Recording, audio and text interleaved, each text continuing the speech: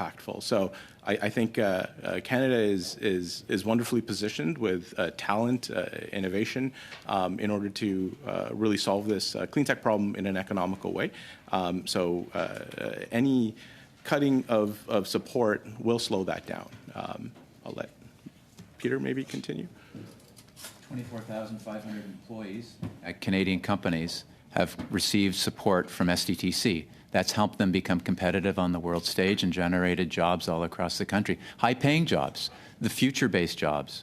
So that has absolutely been beneficial. But certainly you've got to respect the Auditor General's report and make sure it's compliant and make sure it makes sense. Like you, we're taxpayers, and we want to make sure that this is done effectively and efficiently. But it's helping in a difficult part. Commercializing innovative technologies isn't easy. It's highly risky. It's hard to get risk capital to go there. It's important that we have risk capital going there through effective means. Merci beaucoup. Sorry, Mr. Turnbull. Monsieur Garon, la parole. Mr. Garon, you have the floor. Mr. Van Bynen. Sorry. Did I hear comments from Mr. Viss that made accusations of corruptions to these individuals? No. In any event, well, who are you looking at please, members, this is not question period, and in the House of Commons, there is no heckling at this committee, and there is no interrupting other members when they have the floor and starting to respond to witnesses. I'll ask you to stay put and respectful while witnesses are speaking. And Monsieur Garon, la parole est à vous pour 2 minutes 30. Mr. Garon, you have the floor for 2 minutes. Thank you, Chair. It's always intimidating to speak after my colleague, Mr. Turnbull, who's part of a government that will, by 2035, invest $85 million in the oil industry, that's bought a pipeline that has important links to the oil industry. Mr. Turnbull is part of a party who has invested about $1 billion over 8 years for clean tech and 85 for oil. And we attributed this money to a foundation that is now has been where dozens of wrongdoing has been identified on about 80 projects. 1/3 of them have irregularities. So I'm asking Mr. Turnbull's question: if there hadn't been all these wrongdoings, and the minister had not suspended funding, I'm asking the question to Ms. Isabelle Judet: how many fewer clean tech projects would we have with suspended funding now? I can't answer that question. I don't have all the information. Would you be able to supply a written response later to the clerk? Could you check? Well, I can do some research, but I don't have that information at this point. What I can tell you is that I'm not here necessarily to comment on the processes that were put in place. I'm here to give you a picture of the industry.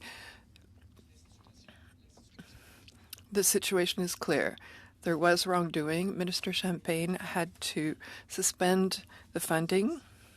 You're all here today to tell us that the funding of the project, that supports about 30,000 jobs in Canada, this funding has been suspended because of wrongdoing. So we appreciate your industry. And I'm saying that it's really upsetting to see a Liberal defend such inadequate management of funds by alluding to the fact that we're actually kind of questioning your role, because in your industries you lost risk capital, and that's what we need for the industry of the future. So I'm wondering if it would be possible to give the clerk this information: how many jobs were lost because we had to suspend the funding, and the number of projects, and that would be really interesting, and it might allow us to suggest that these funds, the Quebec portion, be given to Quebec, a true jurisdiction where we really fight against climate change and where there are not such scandals at the moment, and can determine what projects respond to the aspirations of Quebec. Mr. Massey, you have the floor now. One of the reasons the Auditor General noted that she would look into this is Sustainable Development Technology Canada is entirely funded through public money. With that comes an expectation that it holds the highest standards for ethical practices. And meanwhile, when you talk to the workers that came forward, what we found out was they often had to move provinces. They faced sexism, racism. A bunch were fired at different times. There was special persecution in the eyes of them, a minority group in Quebec that faced some of the worst of the practices.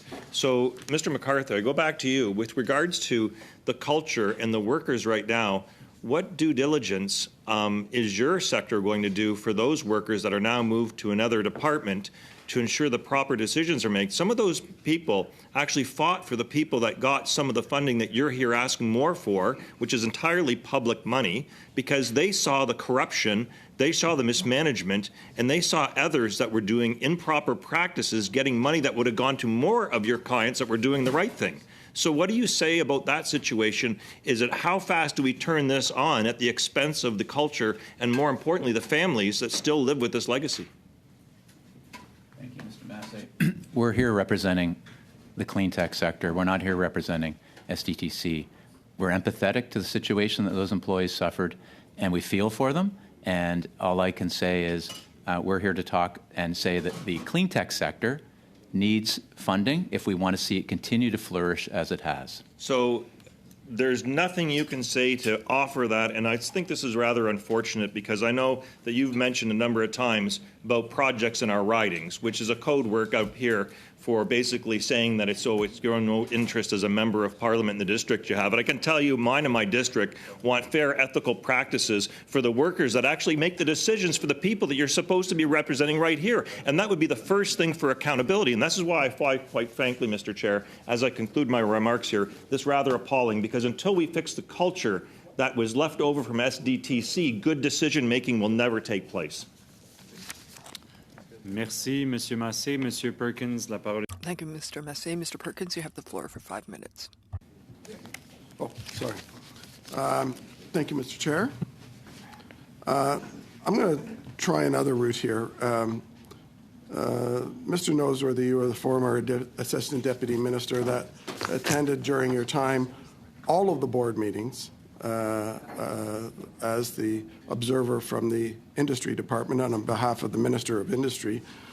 And the former CEO of the Green Slush Fund, Leah Lawrence, testified to this committee that she expressed her concern about the appointment of the conflicted Annette Vacherian to you and asked you to convey that up the line before the appointment was made.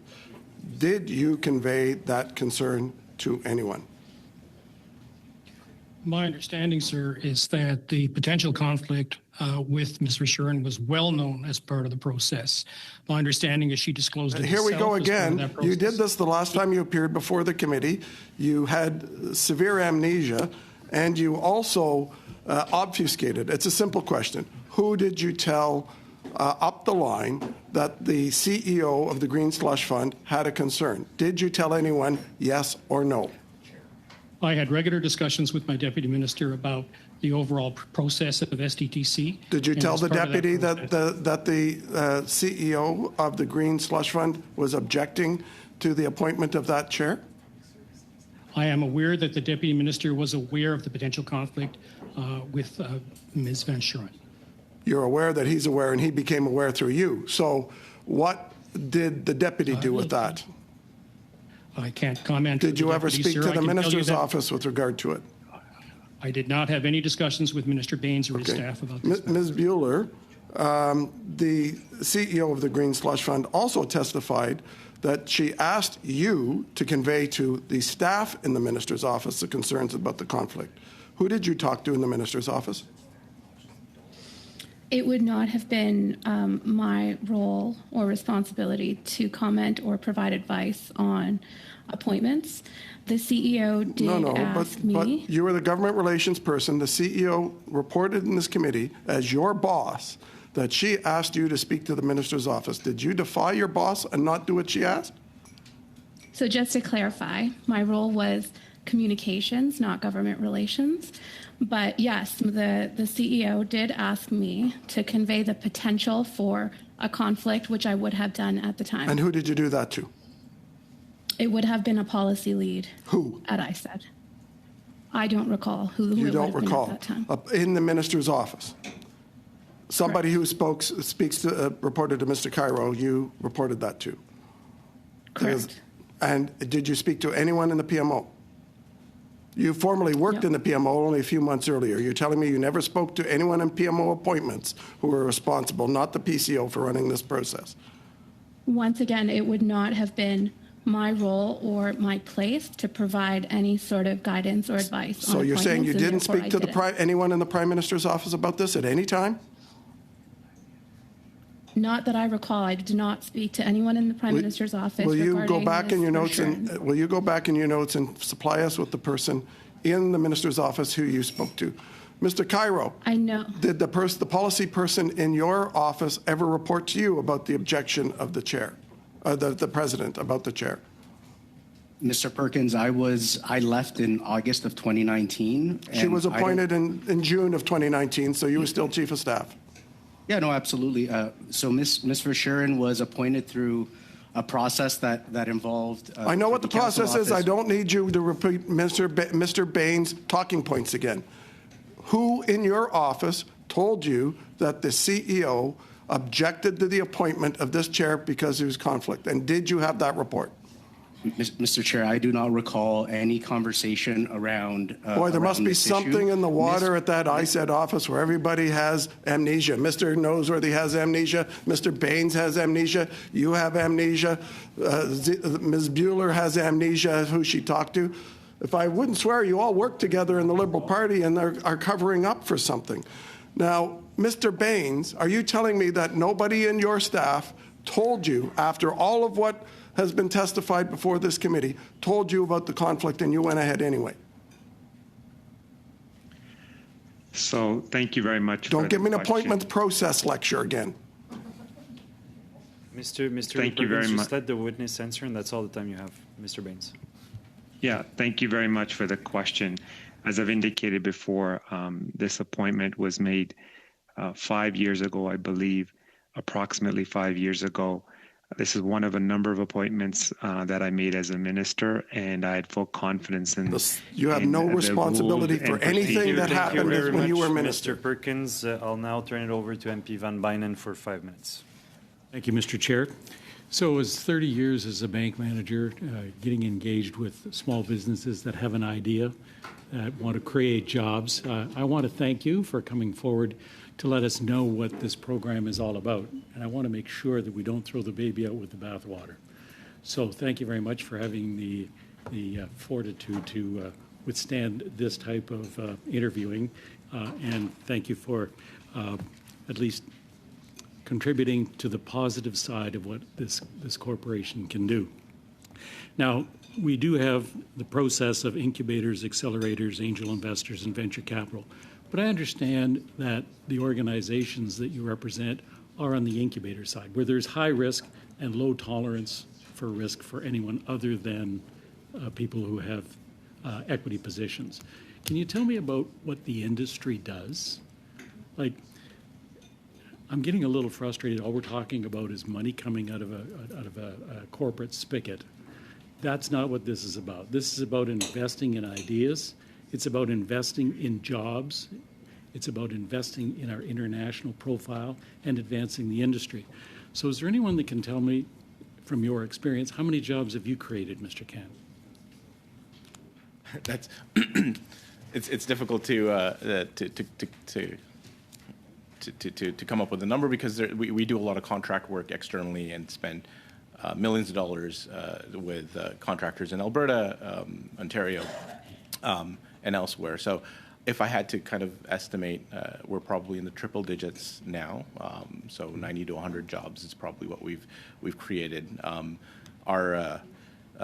My staff, about 60% of them are PhDs, scientists, researchers. I'd say about 25% are production staff, and then we have all of the in-between, like accounting and And what would happen to those assets, those Canadian assets, if you didn't have that corporation? They likely will leave Canada. I guess our competitors to retain our humans or our human resources are mostly folks in the valley. So the Apples and the Googles of the world would probably pick up our people. So educated here and make Yes, money elsewhere. most of these guys are guys and girls are educated in here, and often have masters or PhDs. Okay. Mr. MacArthur, can you add some of your own experience in terms of what these investments are doing in the industry or in the community or for your companies, the companies that you represent? So Canada has competitive advantages in a number of areas, and three that I'll highlight are: one is water. More water patents filed in the province of Ontario than any other jurisdiction in the world. Carbon capture, utilization, and storage is going to be key to decarbonizing the industrial sector all across Canada. Cement industry that's located all over, steel industries, the oil and gas sector. Energy storage. There's a phenomenal amount of strength in Canada in energy storage. Batteries, water, variations on themes, recovering waste heat energy, as my esteemed colleague here has talked about. So Canada has some real competitive advantages here, and we, as you said, well, in fact, one of our contributors, Sula Chronopoulos from Aqua Action in Montreal, said Canada threw the baby out with the bathwater when freezing funding at SDTC. There's no good alternative to the SDTC funding for the water sector in Canada, and that's an area that we punch above our weight. Thank you. Ms. Dubicote, can you add to that? Sure. I would maybe just add to the fact that we are very competitive right now on the international scene. Canada is perceived as an avant-garde player on many fronts, but that edge is going to be closing very quickly because some countries are investing massively in different subsectors of clean tech. So if this sector is not supported at the right time, and right now, we are going to lose that competitive edge that we have internationally on various fronts. So in your presentation, your letter dated April 24th, you've indicated that drawn only from the survey of 191 respondents, over 400 million Canadian dollars in investment has been paused or abandoned. Now, is that opportunity lost? Is that opportunity recoverable? And if so, what's the shelf life of those opportunities? So I'm trying to get some sense of urgency in terms of the timeline that you're looking at. Anyone? Go ahead, Ms. Dubé. Well, out of those 400, it was a combination, really, of projects that were both abandoned or were suspended. We believe that some of them could be recovered, but of those respondents, some have clearly already abandoned some of those projects. So I would say that half of the projects that of the respondents said that they had projects that were suspended or abandoned. So out of those $400 million that we've accumulated through what has been shared, some of them could be recuperated, but some of them can't at this point. Okay. Mr. MacArthur, can you add to that? I would just reiterate that some of them have been lost, and some of them there's opportunity to recuperate and build new. Now, there's talk about realignment of these resources within National Research Council. Do you see that as a benefit? Do you see that would make it a more robust process? Do you feel that the bureaucracy might be a hindrance to the speed that entrepreneurs need? What are your thoughts on this realignment? A brief response, please. Well, I think if the expertise that has been developed over the year at SDTC, which, and it was mentioned earlier, it's an arm's length organization that understands the challenges of commercializing a technology. If the expertise that has been gained over the years is transposed or brought over to the new structure, if the funding decisions under all the required guidelines resume very quickly. And if it's not heavier for entrepreneurs and businesses to file for these processes, I think we can say that it could be a good solution.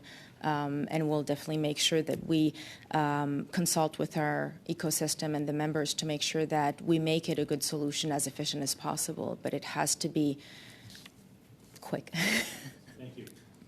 Thank you, MP Van Bynen. And it will now be Mr. Cooper. However, Mr. Cooper, before I yield the floor to you, thinking back about what happened earlier with a witness and looking at the record, it's clear to me that you use language that is not conformed to the kind of decorum I try to set in this committee and we try to set as a committee. So I'll just ask you to retract and then we can move on. I retract. Thank you, Mr. Cooper. You can go.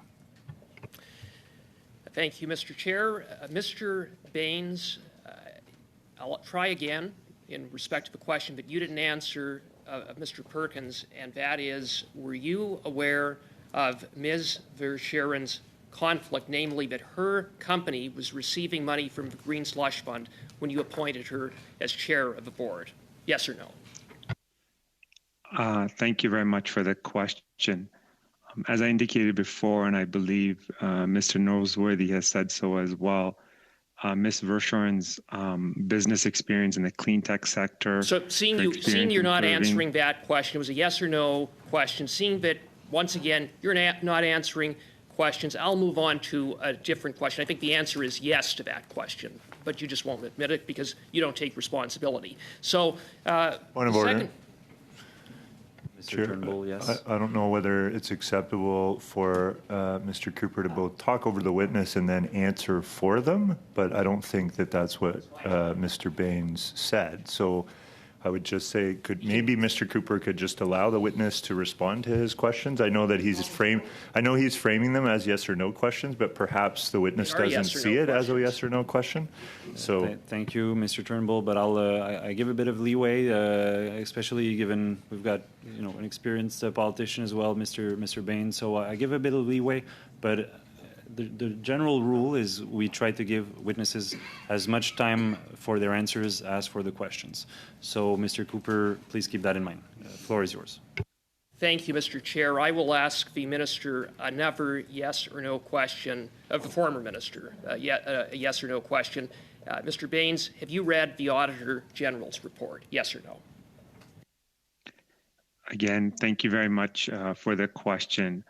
I have not had the opportunity to read the report in its entirety. Well, I find that incredible, seeing that you're here to answer questions about the corrupt mess that you oversaw as minister at SDTC, the Liberal Green Slush Fund. If you had read the damning Auditor General's report, you would have learned that when Ms. Verscheren was appointed chair, she changed the conflict of interest policy of the Green Slush Fund with respect to the blackout period so that board members could buy shares in companies that they approved monies to within 3 days. Were you aware of that change in the conflict of interest policy by Ms. Verscheren? Thank you very much for the question.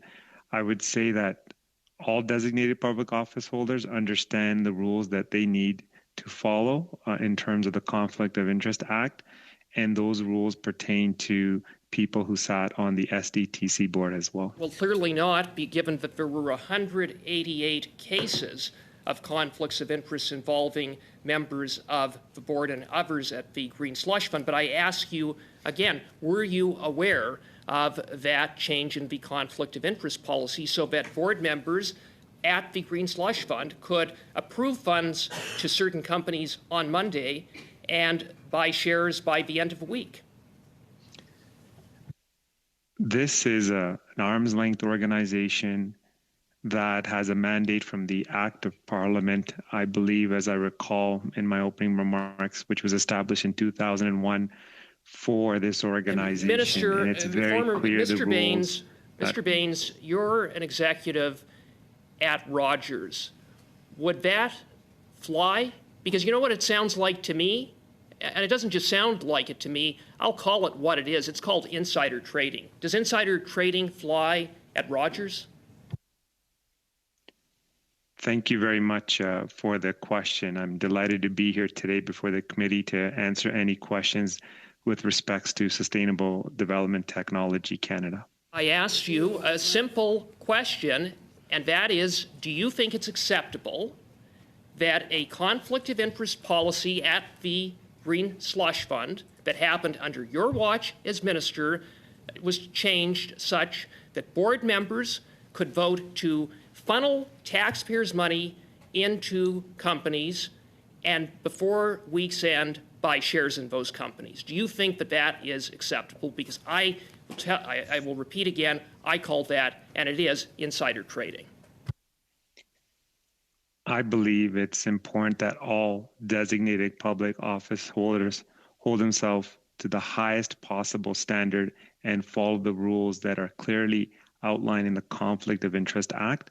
And that is an expectation that all public office holders should abide by. Well, Mr. Baines, do you believe that your only role as minister was to appoint members to the board? Is that the only role that you saw with respect to the SDTC and the Green Slush Fund?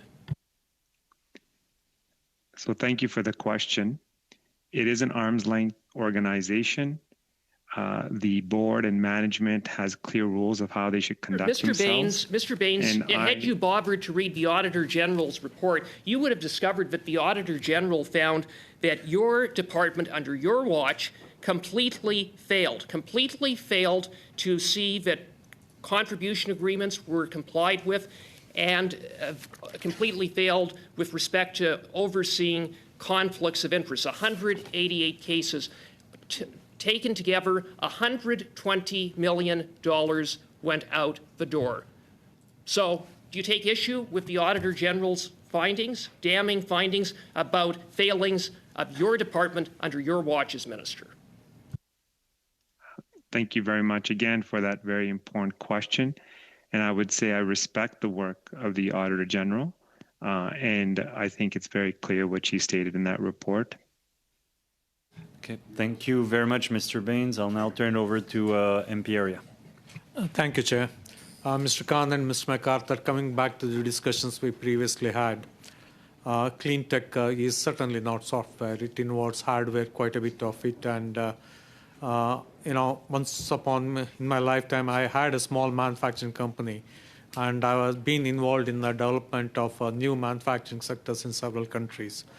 Even with commercially proven manufacturing technologies, any capital-intensive, any project with lots of plant and machinery, the gestation period is so high because of the lot of teething problem, and to see it to come to a industrially accepted capacity utilization rate takes time. And when it comes to new technology like Mr. Khan, yours now implementing, getting ready to implement, if I'm not wrong, at the oil sands project, how big it is in terms of, if it's not confidential, in terms of dollar amount, and what is the implementation period it takes? And when it comes to financing it, what amount, what percentage of the project cost is getting financed through STDC? Sure. So I'll do my best to answer the question. I don't have the exact numbers, but we have put in excess of $10 million into developing the technology. It's not solely for the Alberta site. We've done smaller pilots leading to that larger site because our partners wouldn't be interested in something that's completely unproven. And so we've received a small amount of funds from investors in the past, but being a materials technology, we also deploy our materials in medical devices and are fortunate to have revenue that comes from that medical device. And so all of the revenue that we generate, and this medical device is a dental device, so all of the revenue we generate from fixing people's teeth, we funnel to our clean tech application. So I'd say about 60 to 70% of it is funded through investors as well as revenue generated from other opportunities so that we can scale our technology. Mr. MacArthur, in addition to that, I was a member of this committee. I just joined last month, and I was a member of this committee way back in 2015, 2016. Only other member who is still here in this committee is Mr. Brian Massey.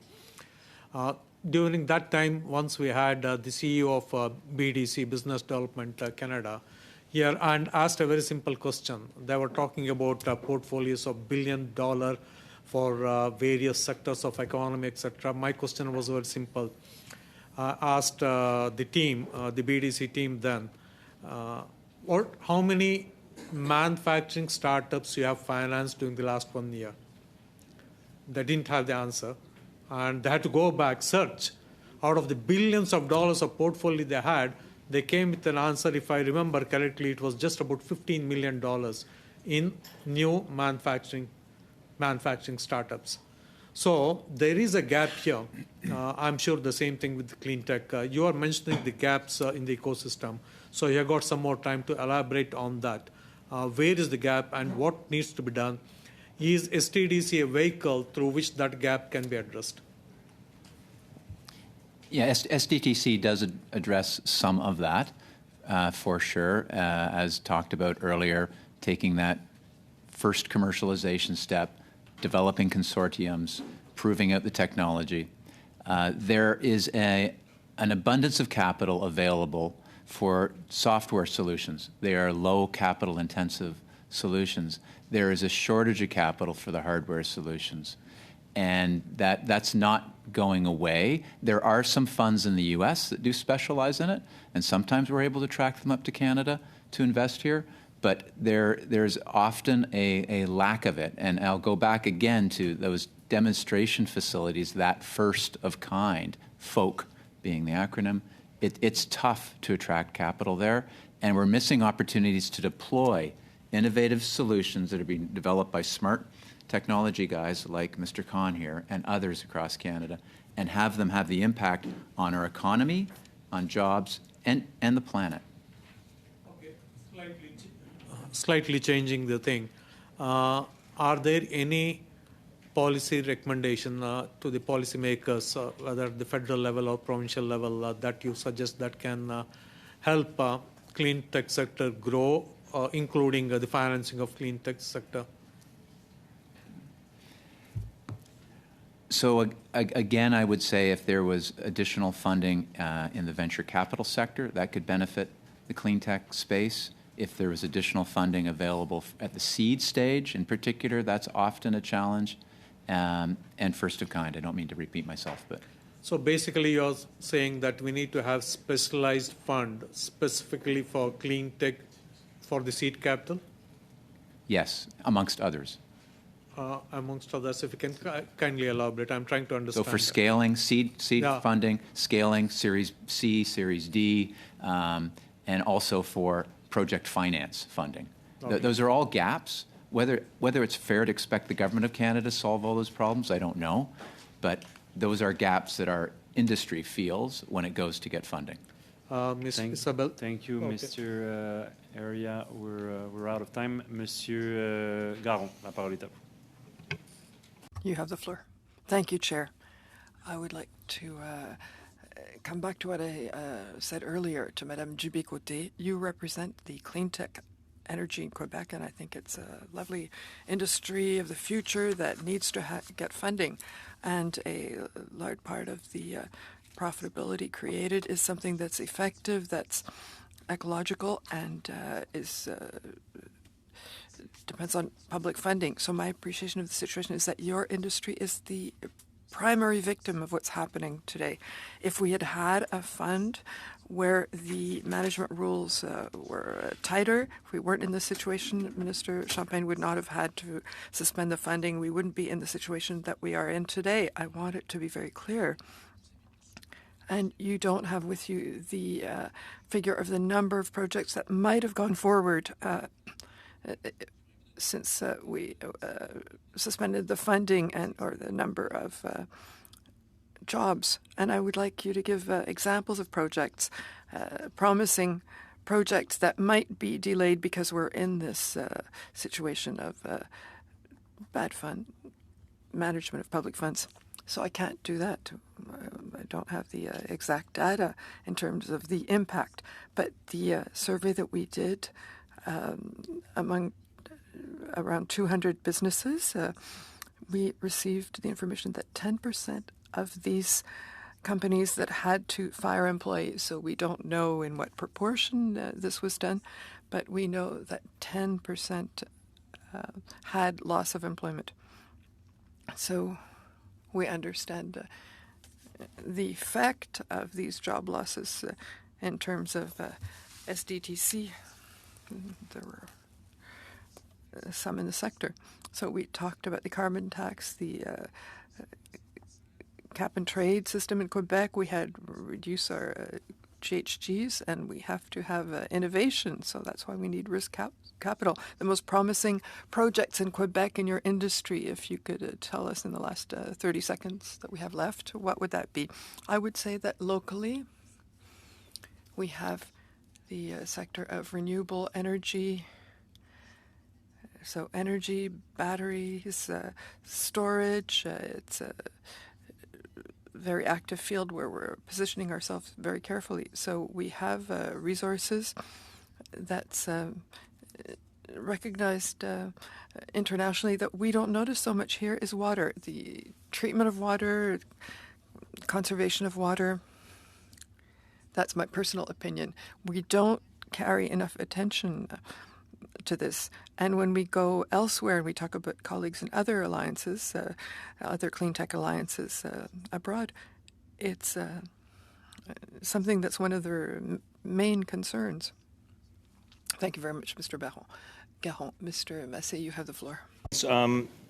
I've been made aware that perhaps that the original selection before Annette Verschuren was Karen Hamburg, selected by yourself, and then maybe later on it was changed, perhaps by the PCO, I don't know. But can you confirm or deny that is the case? Thanks for the question, Mr. Massey. I don't recall, again, the specific names that were brought forward at that time. Okay, that's unfortunate. I would like to move to Mr. Noseworthy. You were in the boardroom, and the reason we're here is because the staff were not believed in 2 reports. Did you not notice anything unusual with Annette Verschuren, and can you confirm or deny anything that you saw, or did you report anything back to ISED? Sir, my experience was that Ms. Verschuren was a reasonable chair and that board meetings were conducted in a responsible way. The specific issues around conflict, as I saw them, were presented, as this table has heard before, by people recusing themselves, and I saw no evidence of any of the specific concerns that were raised by the whistleblower until such time as I saw the whistleblower's report. And that's hard to believe, but you had a first-class ticket on the Titanic, and you didn't have any evidence that you saw in front of yourself. Do you have, or did you have, any of a social relationship with Annette Verschuren or other board members and attended any events outside the boardroom in a social manner or at a restaurant or some other occasion at special events? The only specific event that I can recall, sir, was that several years ago, Ms. Verschuren received an honorary degree from Memorial University of Newfoundland. I live in Newfoundland, and she invited me to the convocation with her. Okay, and that does happen, so I don't want to cast dispersions on that. But at the same time, you never noticed a single, just to confirm, you never noticed a single concern or discussions related to conflict or interest, or even the reports that were done internally here when you were attending all those meetings? Sir, ISED did not undertake any independent assessments of conflict of interest. We relied on the organization, which had specific responsibility for that to do so. I relied on what I saw in the board meetings, which was that individual members recused themselves when they had a perceived or possible conflict of interest. Thank you, Mr. Chair. It's just very frustrating because we had a person in the room and we have all this abusive behavior. And again, just to, we're here because nobody believed the workers. And that's why they're delayed on their funding, because nobody believed them. And we still don't have a cultural resolution to what took place. Merci, Monsieur Massé. Monsieur. Thank you, Mr. Massé. Mr. Perkins, you have the floor. Thank you, Mr. Chair. Incredible, Mr. Noseworthy sat in the committee. The Auditor General pointed out he was there 96 times when they declared a conflict of interest and they were feeding each other, 5 directors, money. So my question is actually for Mr. Baines. In 2016, you appointed Andre Lise-Mateau to the board, perhaps the most corrupt of all your corrupt appointments. Andre Lise-Mateau had already received, she has a company called Cycle Capital, a venture capital company. She had already, her companies that she has ownership in, had already received $101 million from the Green Slush Fund before you appointed her to the board in breach of the Conflict of Interest Act. Then once on the board, she voted herself $42.5 million into those companies. And then within the year, in the cooling off period where she was supposed to have no contact with them, she got another $8.5 million, $150 million to this one corrupt director that you reported. Are you aware of any of that? Or like everything else, you are doing a Hogan's Hero Sergeant Schultz routine? Again, thank you very much for the question. During my tenure, I recall making over 100 GIC appointments.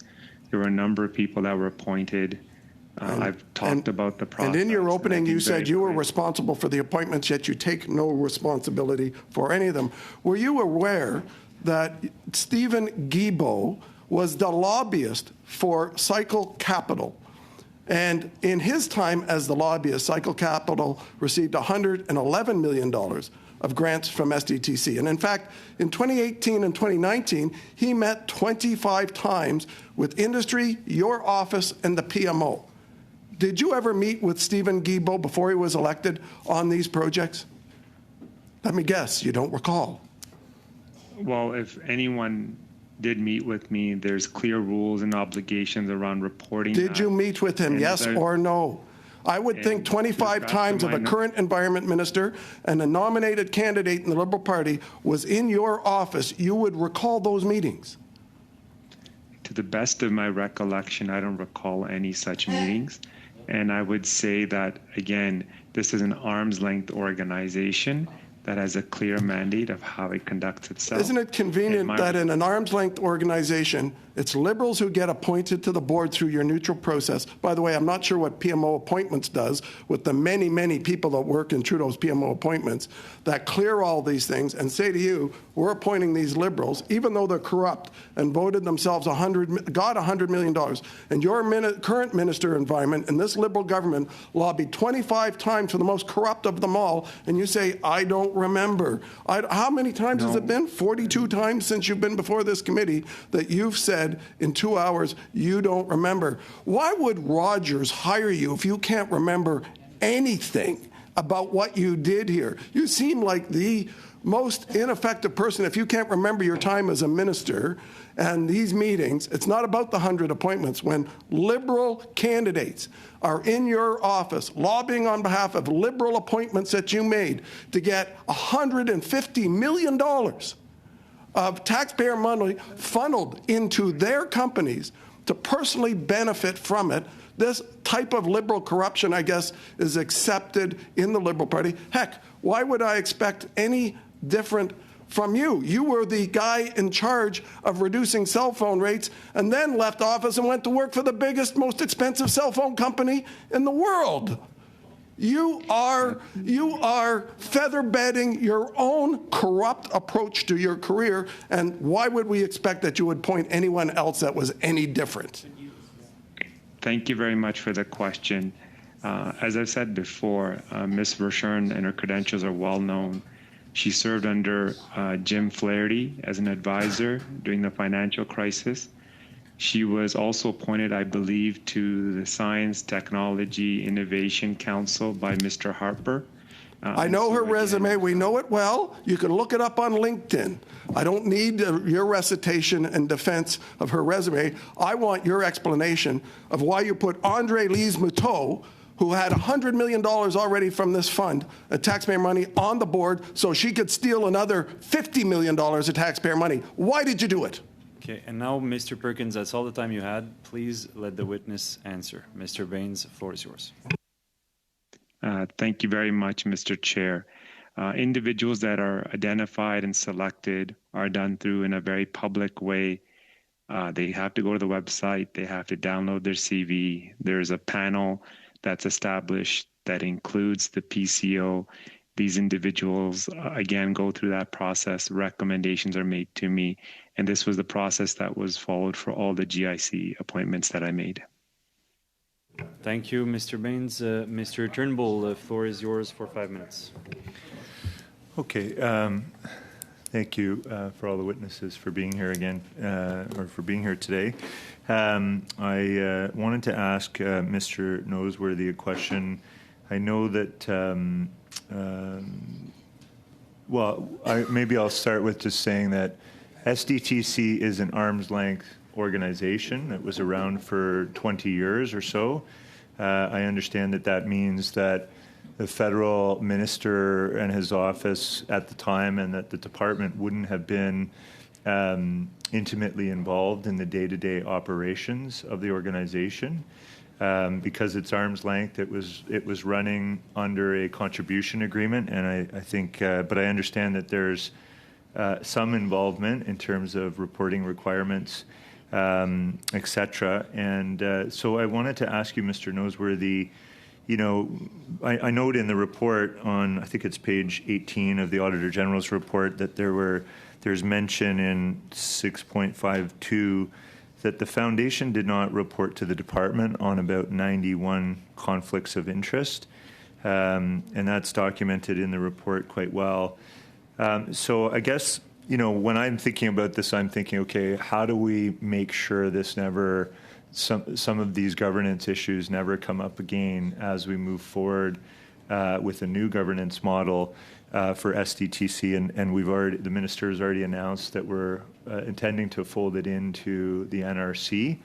And so I wondered if you could just comment on, you know, how do we ensure that we put more onus on the organization in the future and the people that will be involved in making future decisions, so that this breakdown of communications doesn't happen again? Sir, my personal view would be the solution to that challenge is to bring the funding more directly within the ambit of government, where the checks and balances and administrative responsibilities of government can fully come into play in the oversight of funds. Foundations like STTC are strange animals, in my perspective, from a governance perspective. From one side, you want them to be independent. From the other side, there's an expectation of accountability back to government on the funds that they spend. There is always a balance between those two issues, and things will get confused. On that basis, my personal view, sir, would be the cleaner, clearer way to participate in funding by government in future decisions on issues like this is more direct. Thank you for that. I think that might be informative for us moving forward, coming out of this committee proceeding. I want to go back to Ms. Dubé-Côté and ask you, how big is the market, the potential market for clean tech in Canada? Do we know how much potential there is for growth? Because as we heard before, I think you were clear that SDTC plays a pretty important role. Mr. MacArthur was pretty clear on, you know, the need for that high-risk capital and seed funding as well. But I think there's a few different categories. But Ms. Dubé-Côté, could you speak to market size in the different areas? Well, the market size is, the potential is probably humongous. I mean, every clean technologies are there to replace more traditional technologies that are less efficient and do not have optimal or have a negative impact on the environment. So any technology that is currently used in the country that could be replaced by clean technology actually represents the market. So so the market sounds like it's very, very large. Mr. MacArthur, do you have any answer to that, given your position? And I've got a couple numbers for you. So, yeah. It's been estimated that for Canada to get to net zero, which is one of our objectives if we want to have a livable planet, it's going to take $2 trillion for Canada. For the globe, it's $197 trillion. Now, we can sell to that $197 trillion as well as the $2 trillion in Canada. So, as Isabel was saying, the market potential is huge. That's the global market size that you're referring to, or It's is that estimated the amount of capital we need? It's estimated it'll take $197 trillion of investment for this planet to operate. Right. So, and that's to get to net zero by 2050. Is that a total number by then? There's a range of numbers, and that's one of the numbers I've read. And then the market size, though, is sort of what I was getting at. I mean, you're saying that that's the investment capital that would be needed. In terms of growth potential for the market, it must be a lot bigger than the capital going into it, would it not? The spin-off business would be incredible to deploy $197 trillion. It would be phenomenally difficult to do, but these are mammoth opportunities.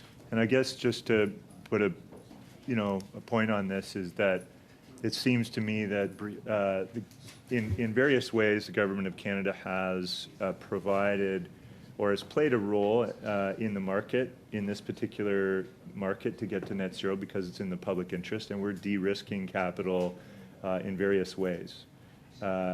Would you agree that that's necessary in this particular case? Because you sounded like when you talked about the capital intensity and the risk involved in these clean tech businesses, that it is capital intensive, it is risky, so it might be a role that the government of Canada has to continue to play. Could you speak to that? Thank you, Mr. Turnbull, but a brief answer. We're running out of time.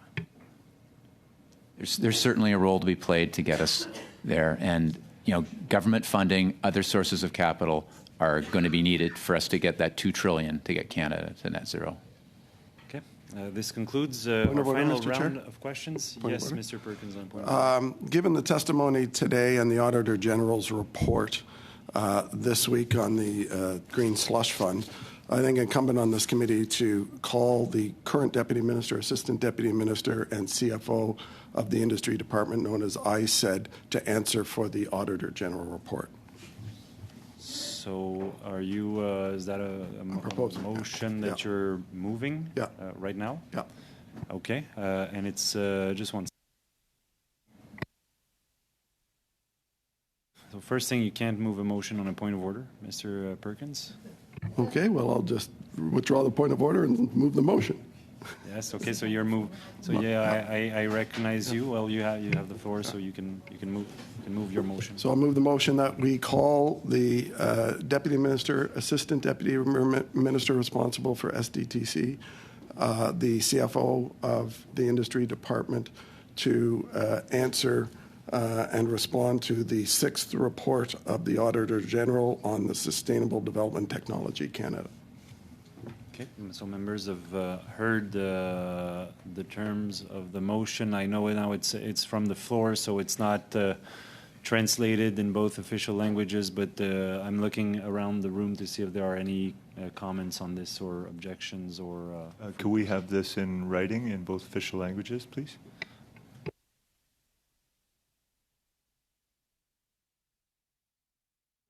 Well, it's we're running towards the end of our meeting, so I don't know if colleagues you want to maybe debate this at the very first item next Monday, or now it will give members time to think about it and see it in both official languages. Is that the will of the committee? Well, I think when a member is asked to have it in writing in both official languages, I think it's the usual practice that we provide members to do it. So if the committee wants to extend to later so that we get that, but I don't see much enthusiasm for that proposition around the room. So, okay, I'm reading the room. I think it can be discussed on Monday.